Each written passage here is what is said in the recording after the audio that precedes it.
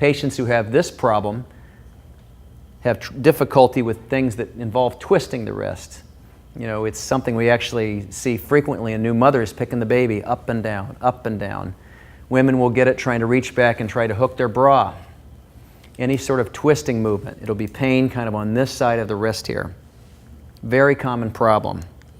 The good news is that this problem responds very similar to trigger finger to cortisone.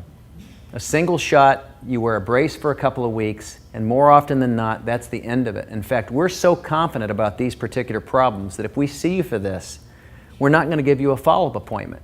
Because frankly, you're grown people who don't need to be told you're fine. If you're fine after that treatment, you go on with your life. You've got more important things to do, probably more interesting things to do, than coming into a doctor's office to tell the doctor you're okay. If, however, the shots don't work, there is a surgery that will fix this. It takes about the same amount of time as a carpal tunnel, 3 or 4 minutes. You're not going to need pain medication. You can keep taking the Coumadin, Plavix, whatever the blood thinner du jour is. The pain from the tendinitis will disappear immediately, and whatever discomfort from the surgery it is will fade very quickly as well.